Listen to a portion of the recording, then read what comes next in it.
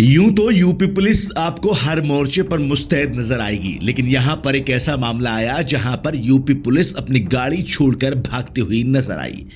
दरअसल काशी में इन दिनों एक अनोखा मामला चर्चा का विषय बना हुआ है। कहते हैं कि पुलिस हर स्थिति को संभाल लेती है, लेकिन वाराणसी में घटित एक घटना ने इस कहावत को पलट दिया। यहां एक नागा साधु के तांडव के आगे पुलिस को बैकफुट पर आना पड़ा।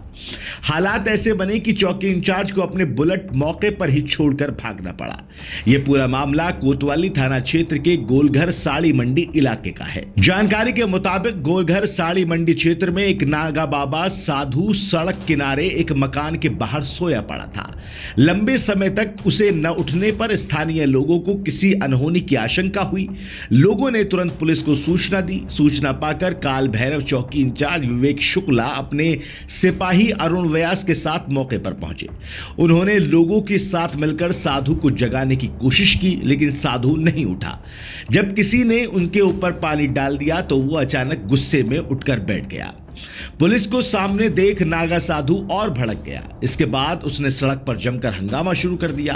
कभी वो गुजरते वाहनों के आगे लेट गया तो कभी राहगीरों को अपशब्द कहने लगा।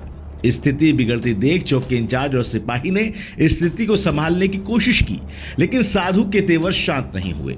हंगामे के बीच जब चौकी इंचार्ज विवेक शुक्ला वहां से जाने लगे तो नागा साधु उनकी बुलेट मोटरसाइकिल के पीछे लटक गया और जाने से रोकने लगा। बताया जा रहा है कि उस समय साधु नशे की हालत में था और उसकी बातें किसी को समझ नहीं आ रही थी। हालात बिगड़ते देख दरोगा विवेक शुक्ला ने अपनी ही बाइक यानी बुलेट मौके पर छोड़ दी और उसकी चाबी स्थानीय लोगों को सौंपकर वहां से चले गए। इसके बाद साधु उसी बुलेट को कभी आगे तो कभी पीछे ले जाता हुआ देखा गया। करीब आधे घंटे तक चला यह हाई वोल्टेज ड्रामा पूरे इलाके में अफरा तफरी मचाने वाला रहा। लोग तमाशा देखते रहे और पुलिसकर्मी मौके से नदारद थे। आखिरकार कुछ समय बाद नागा साधु खुद ही वहां से चला गया। उसके जाने के बाद स्थानीय लोगों ने चौकी इंचार्ज की बुलेट को सुरक्षित थाने में पहुंचा दिया। इस अनोखी घटना के बाद से इलाके में चर्चा का दौर जारी है। लोग कह रहे हैं कि काशी में संत साधुओं की ताकत का अंदाजा अब पुलिस को भी हो गया है।